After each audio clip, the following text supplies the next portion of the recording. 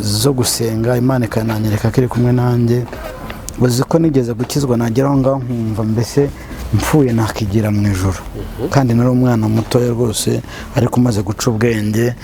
Numva mpfuye nibwo najyenda nkabura na mama, nkaburira na mama, nkahora mbwira Imana nti Mana wazaretse nanjye nkipfira nkisangira mama nkamubonaho kugira ngo nkomeze kubabazwa muri iyi si.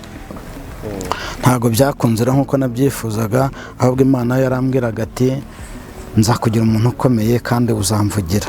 Nkajya numva ijwi, ntago nshaka kugaruka muri message natanze ubushize, ubuhamya natanze, nkumva ijwi rikajya rimbwira ngo nzakugirira neza mwana wanjye, nzakugira umuntu ukomeye. Eric njye witwa Mugabe Eric, Mugabe reka mvuge Mugabe kuko abenshi bo bazarimenya. Eric wenda ryaje nyuma maze kumenya ubwenge aho nabatirijwe.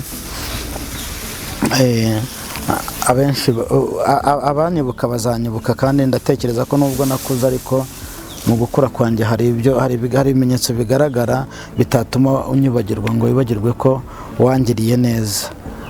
Abantu rero bandeze bose Imana ibaha umugisha, abambaye hafi muri urugendo Imana ibaha umugisha.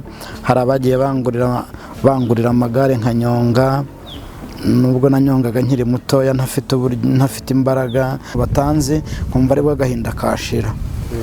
Kuko muri famiye barambwiraga bati ihangane, mukase w'umuntu ntago biba byoroshye. Bambwira ibya mukadata rero nkumva ndongeye ngakagahinda kangarutsemo, nkumva rero sinshaka kuhaba, sinshaka kuhaguma kugira ngo ibyo byose bitazajya bingarukamo. Kuko yanagiraga agahinda kenshi, narariraga nkumva umutima wanjye unjyanye kuri. Ntago rero ko bantariza si uko batabishakaga, kuko n'abana babo barigaga benshi baranarangije, nabaye executive mu mirenge n'iki. Ntago rero uko batigeze nanjye batekereza kuba banshyira mu ishuri ngo nige, ahubwo ni wowe utarabyiyumvaga. Ninjye utarabyumvishemo kuba muri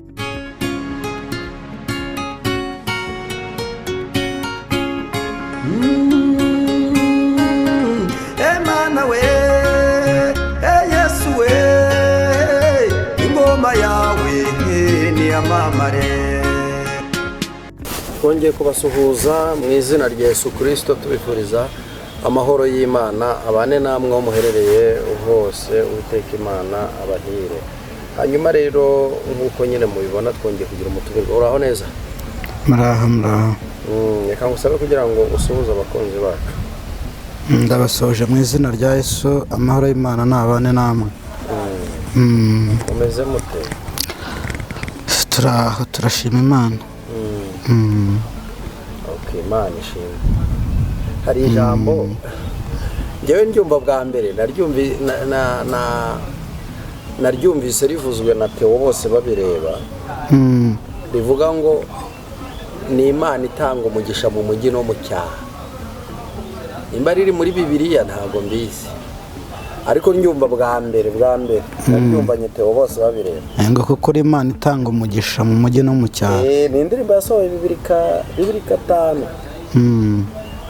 yitwa ingoma yawe niyogere. 2005 no 2006 bamwe niko ibyo bintu turabyemera. Imana se ko itanga umugisha nyine hose. None se ko hari abantu bajya bavuga ngo turindirire Imana mu murwa, urumva? Ubundi uwo murwa njya nibaza bisobanura iki ibi bintu, nuwuhe murwa? Ngo ni ukuyirindirira mu murwa. Kumva umuntu aravuze ngo agomba kuyirindirira mu murwa, ngo wamubaza se uwo murwa nuwo, yenda ugasanga ni umujyi runaka arimo, umujyi wa Huye se, umujyi wa Musanze se, umujyi wa Kigali se, mbega iyi mijyi ikomeye ahangaha muri iki gihugu, kumva nzayirindirira mu murwa. Ariko ubundi umurwa Bibiliya cyangwa umurwa Bibiliya yashatse kutubwira ubundi nuwo. Ntago mbize kuko ntago nzi Bibiliya cyane, nta nubwo nzi ngo biba muri Bibiliya, ariko nuko nanjye ko mbyumva buri wese usanga avuga ngo nzaguma mu murwa cyane. Hari n'umuntu muhura ukumva mbese ntago bamubwira gusubira yavuka, bati nzaguma inaha ngaha, Imana nzayitegereza aha ngaha imana yavuze ko neza izadusanga mu murwa. Ni ubwo nguko mbyumva rero, nanjye nta yandi makuru yabyo mbiziho, ariko ni ubwo buryo mbyumva. njyewe rero iyo mbyumvise gutyo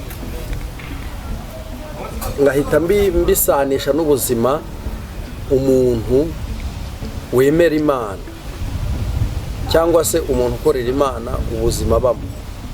Njyewe ntabwo nemeranya n'abavuga ko ari umurwa wubakishijwe amaboko y'abantu.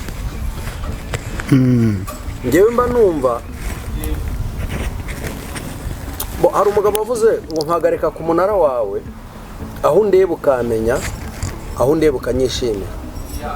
Iyo ndebye rero nsanga uwo murwa ari umurwa w'agakiza, njye niko mbyumva.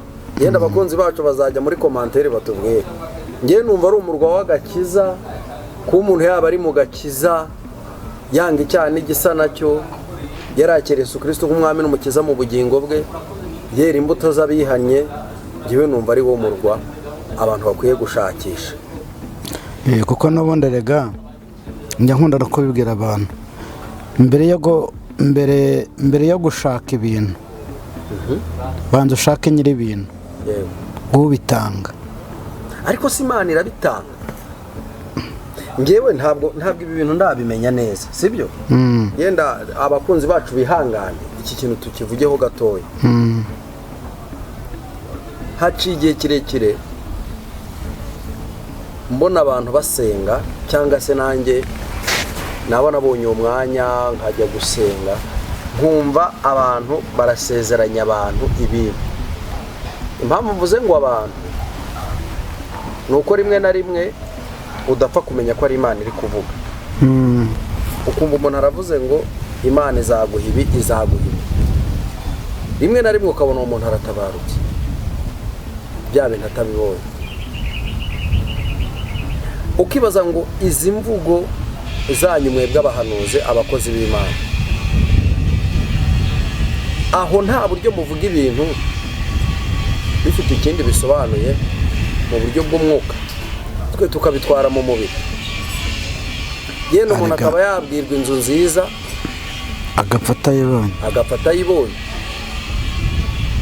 Yenda umuntu akaba yabwirwa kubyara agapfa atabyaye. Ihangane gato, ubwo urabimbwiye mpita nibuka.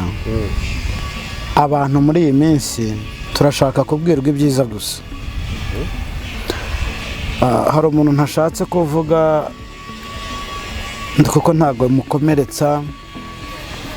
Twigeze dusengana muri kuriya kwezi kwa gatandatu gushyira ukwa karindwi, turasengana. Uwo mubyeyi namubwiye ariko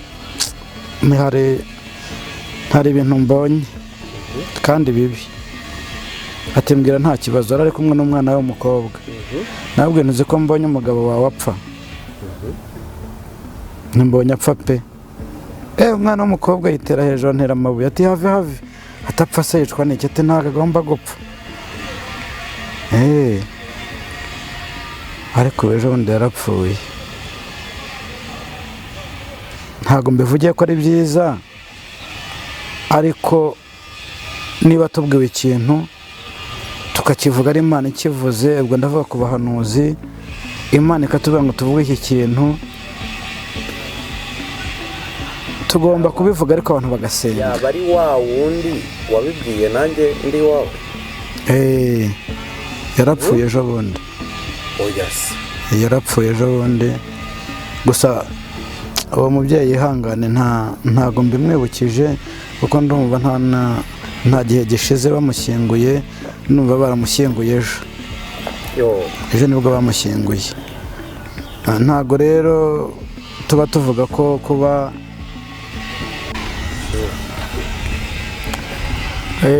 niyo mpamvu rero buriya niyo muhanuzi akubwira ikintu, ariko ntabwo ari bose nk'abo bakakubwira ibyiza gusa, ntibakubwire kwihana, ntibakubwire kugira gute, ahubwo bakakubwira ngo Imana irambwiye ngo iguhaye inzu nziza, ngo iguhaye imodoka. Ejo wajya kumva ngo umuntu atashye ibyo bintu atabibonye. Banza usenge, senga niba ubyumvishije urusenge, niba koko ari Imana ivuze bisengere. bisengere, kuko gusengera ikintu ni byiza, ikintu ubwiwe ni byiza, ariko nanone ukibwiwe n'umuhanuzi, hari igihe ukibwirwa n'umuhanuzi akaguheza ku musozi ugahora kuri cya cyizere. Senga rero, niba ari ibyiza twumvishe tubwiwe tubisengere, niba ari ibibi nabyo tubisengere. Abantu bakunda gusengera ibibi gusa, ariko ibyiza nabyo ntibabisengere kandi biba ari ngombwa. No gusenga ntabwo byoroshye, kandi ikindi abantu nzajya mbwira ibibi mujye mwihangana, kuko nyine ugomba nabibonye.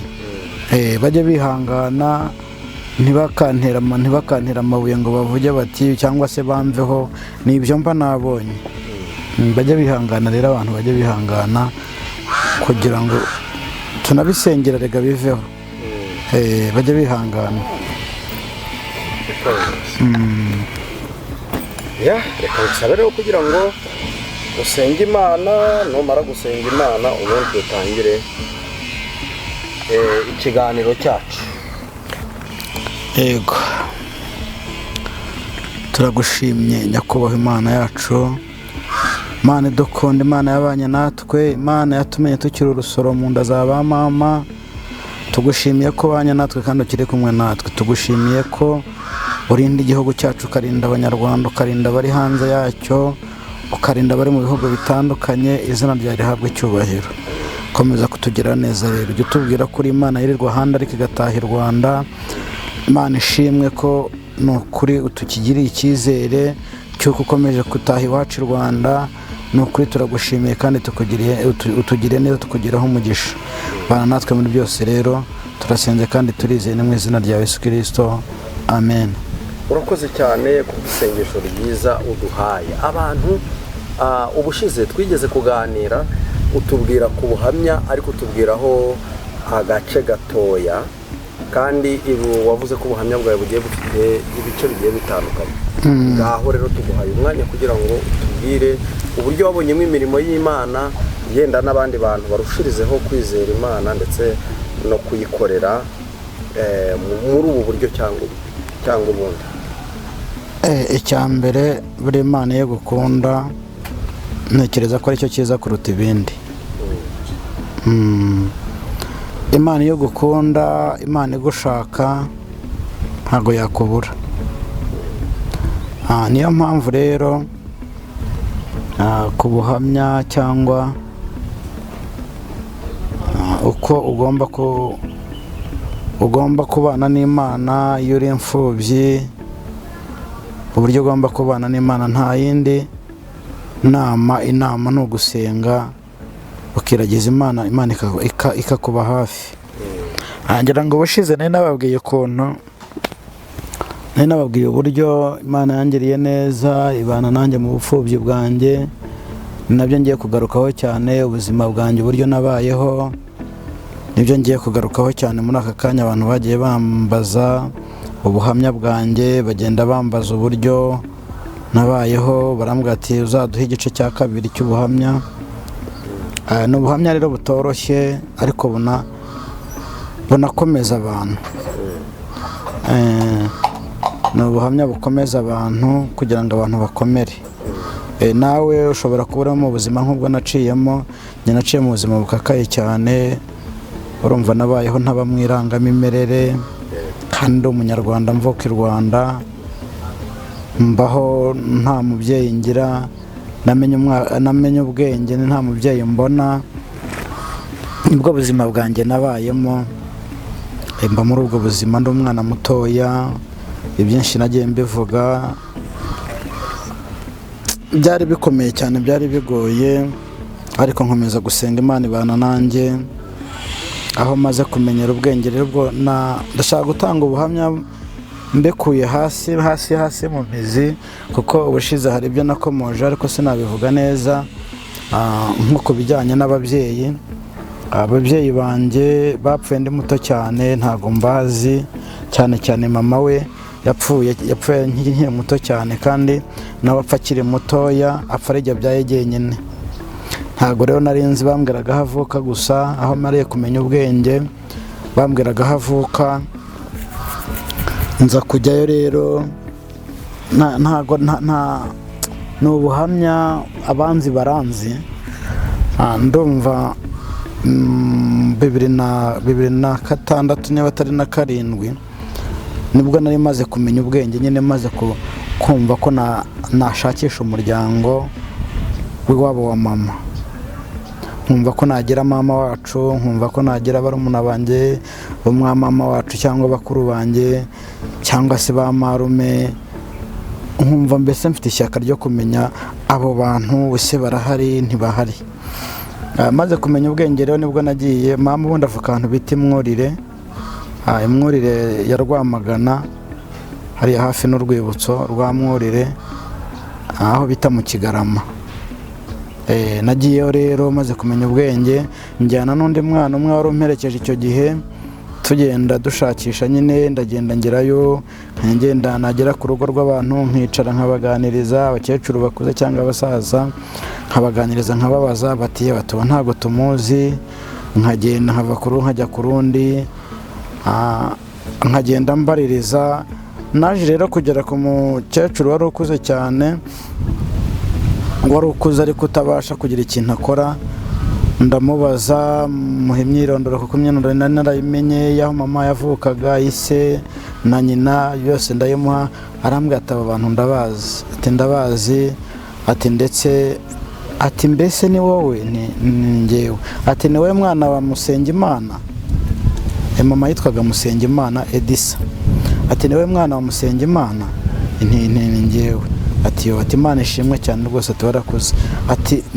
Ati nigeze kujya nkutekerezaho, ati ariko nkumva ko utakibaho. Nambwira ndahari rero, Imana yangiriye neza ndahari, niyo mpamvu nanjye naje gushaka iwabo wa mama. Arambwira ati yo, ati rero ati ariko wihangana ukomere, nta kibazo ndakomera.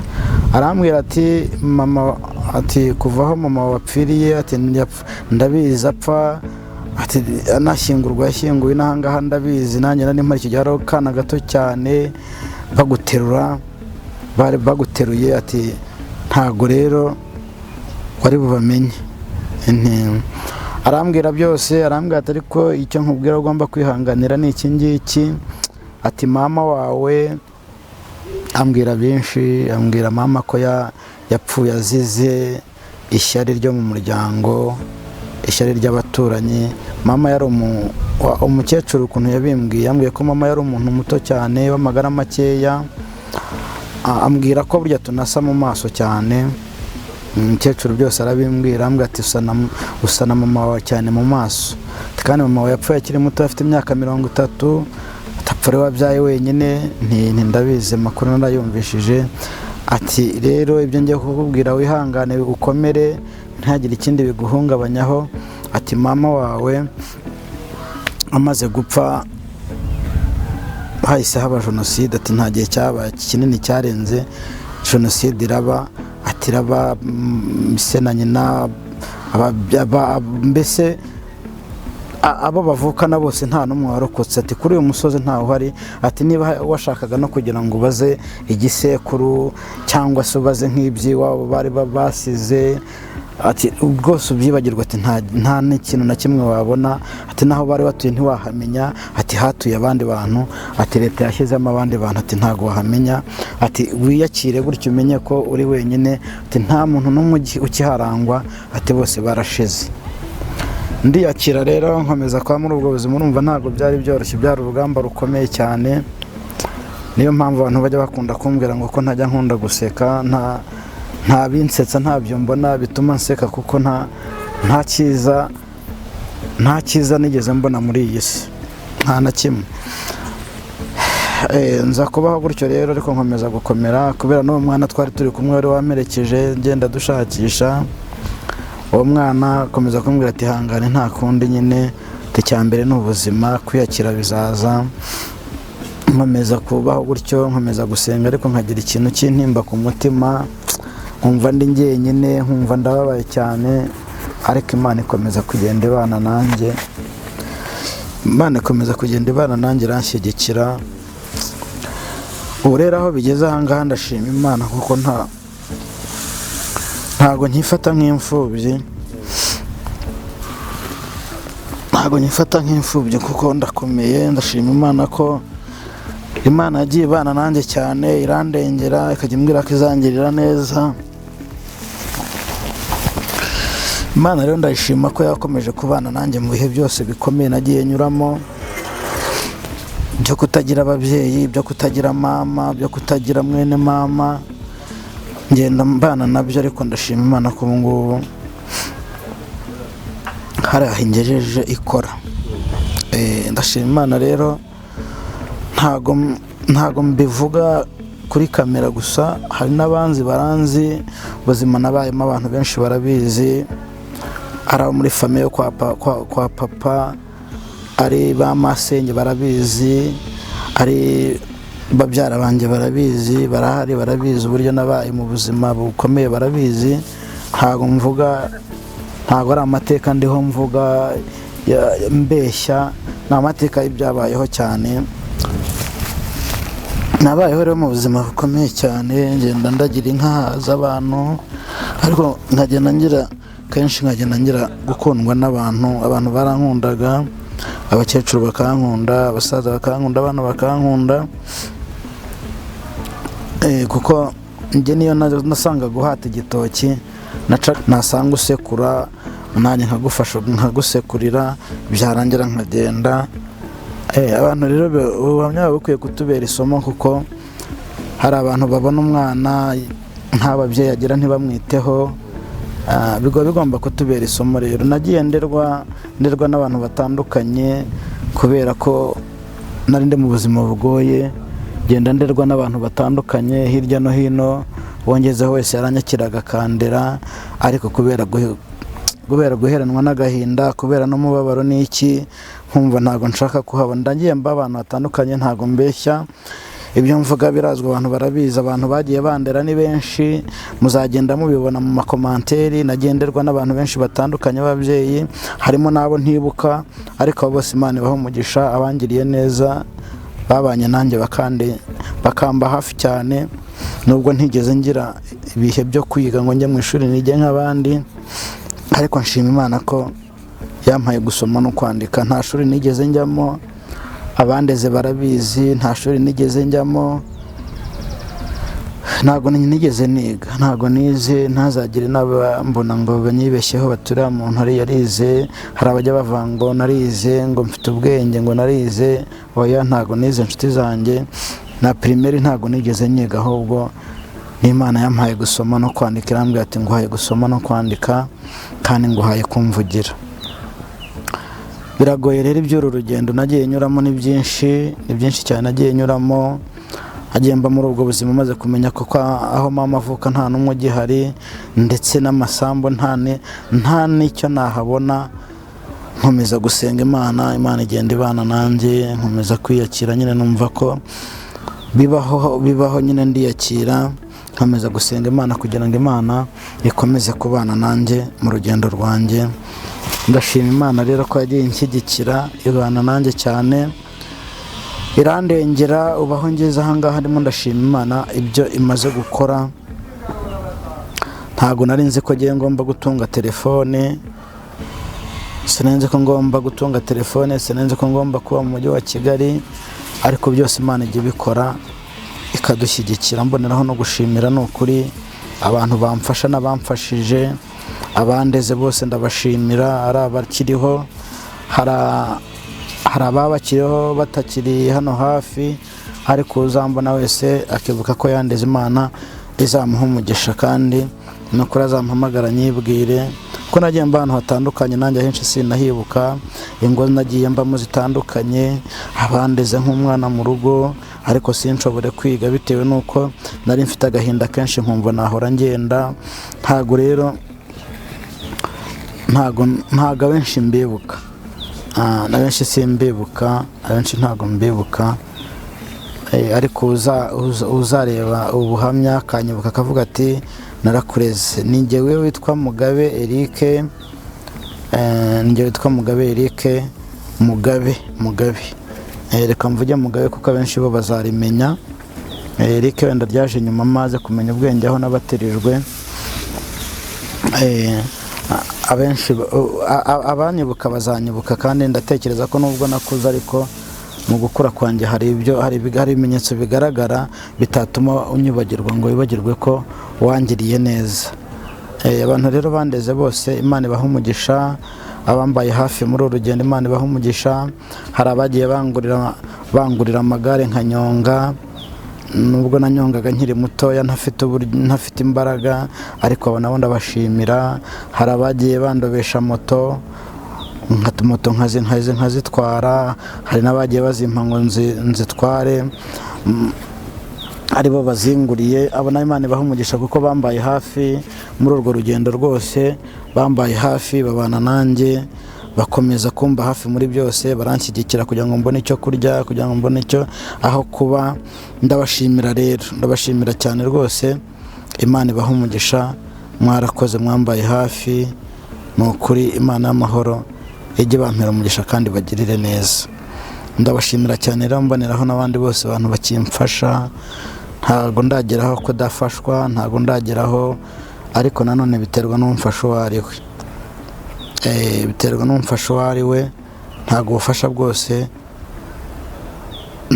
bwose ariko ngomba kubwakira, nakira ikintu Imana inyemereye. Abambaye hafi rero, abandeze mwarakoze, ababanye nanjye mu buzima bwose bukakaye, Imana izabampera umugisha, ndetse n'abandi mwese mukigerageza kumfasha, Imana ibaha umugisha. Imana ibaha umugisha cyane. Ubuhamya bwanjye ni bwinshi. Abantu benshi baranzi. Ariko ntaguciye mu ryo uvuga, nakwibaza ku muryango kwa papa wawe niba ugira ba so wanyu. Oya, nta data wacu mfite ubu ngubu. Ariko ba nyogosengera bamasenge ndabafite 2. N'ubushize ejo bundi hashize muri cya cyumweru cyashize ndumva naravuye kumusura. Arakuze nawe, ni umukecuru ukuze cyane. Aranambwira ati gira wubake, ati byibuze nza kugushyingira. Umukecuru arahari rwose, masenge arahari, aracyakomeyemo, ariko nyine arakuze. Gusa ageze muri abakecuru batakigira amenyo, bakuko urumva uwo muntu abakuze.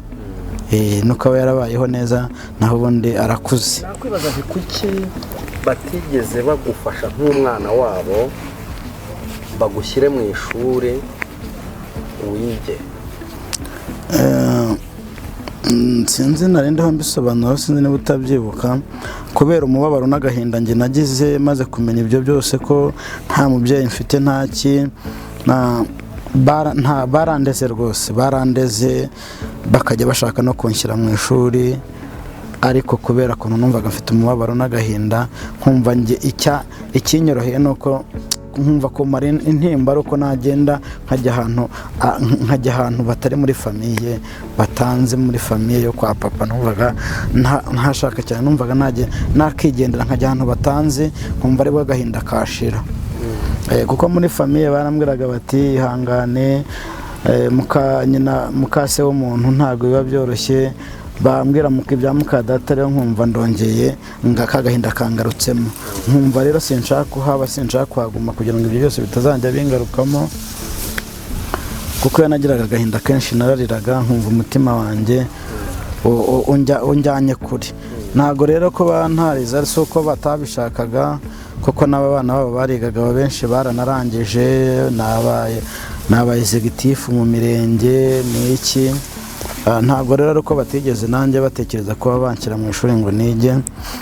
Ahubwo ni wowe utarabyiyumvaga? Ninjye utarabyumvishemo kuba muri famiye yo kwa papa, kuko abamurambwiraga mukasuriya ihangane, nkumva n'ibintu binsubiza inyuma cyane. Nkumva rero icyaba cyiza nuko nabava uruhande nkagenda nkajya kurerwa ahandi.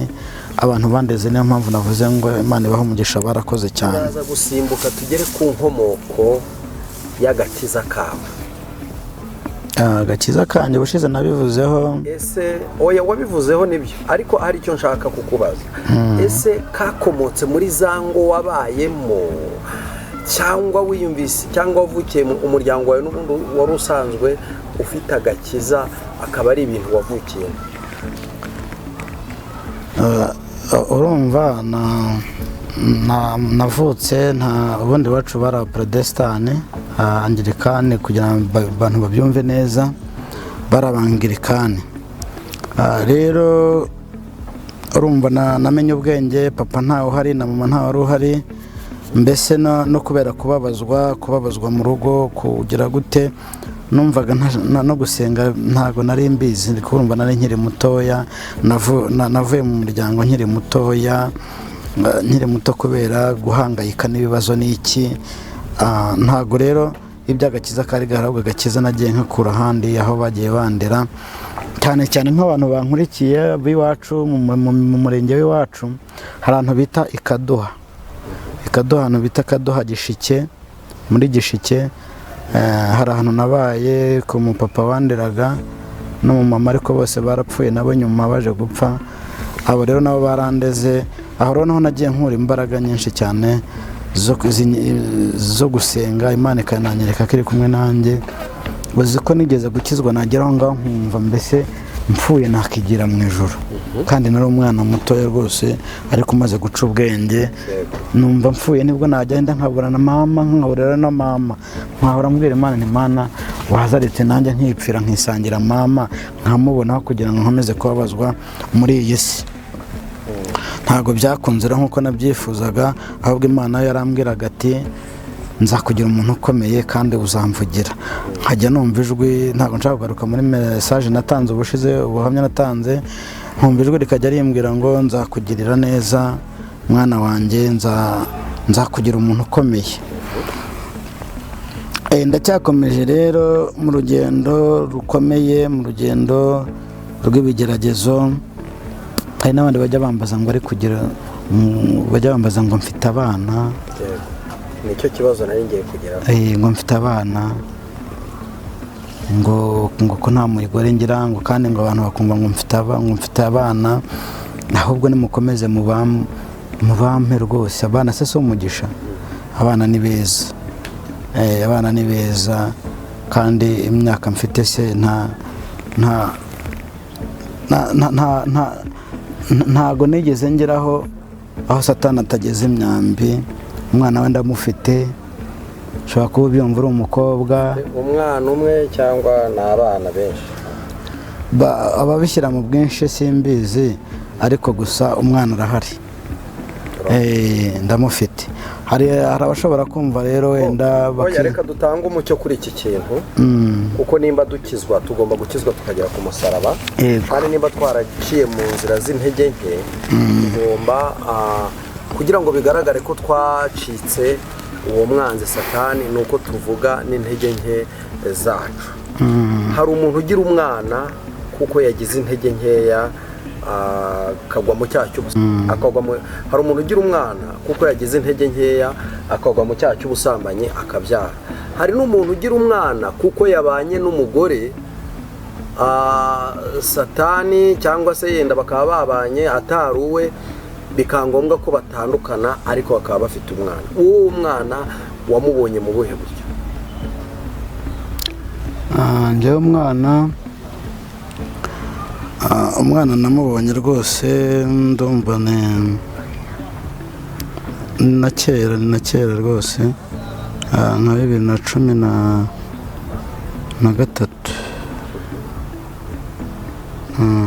2013, ntabwo nibuka ukwezi neza. Habaye intege nkeya rero, intege nkeya zabaye kuko ntago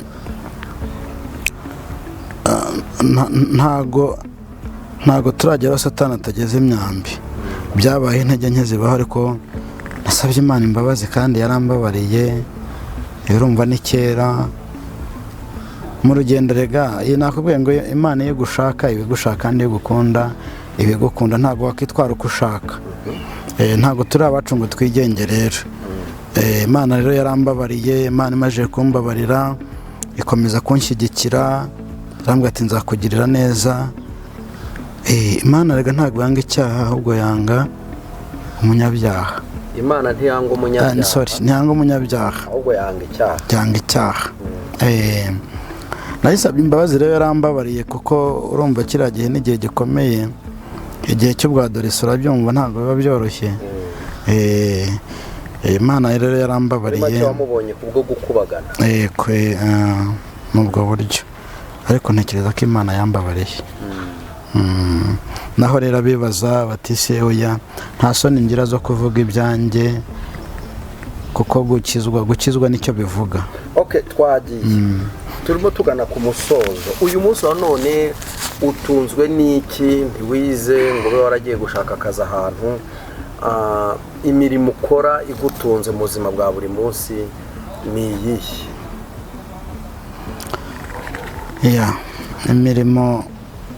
imirimo mfite ni ugusenga. Hari abantu nigeze kubwira nti umurimo wanjye ni ugusenga, ambara ati se ukora iki, ni akahe kazi ugira? Njye namubwiye ko akazi mfite ari akazi keza, kuko no mu byifuzo bisaba akazi ntabwo njya mbitanga, kuko akazi ndagafite. Kandi akazi mfite ni akazi ko gusenga. Nicyo nahamagariwe. Urasenga ukabona amafaranga yo kurya, ukabona yo kwambara cyane rwose. Izera neza ko nukomeza gusenga ukagira umuntu mu byumba kimwe uzabona inkwano, urizera ko uzabona inzu yawe ku giti cyawe yo kurongoreramo, urizera ko uzagira ubukwe bwiza kubwo gusenga. Ibyo bintu ukabyizera, ukaryama ugasinzira, ukizera ko mu gusenga kwawe hazava imibereho. Cyane buriya, ahubwo ufite ibimenyetso bibihamya n'umutima wawe mfite ibimenyetso birenga kimwe yuko Imana izangirira neza. Ibimenyetso ndabifite rwose byinshi nanjye Imana irabinyereka, kuko kuba mbabwira ko akazi mfite ari ugusenga kandi ni nako kazi gakomeye. Buriya akazi ko kubwira abantu ngo dusenge birakomeye, ni akazi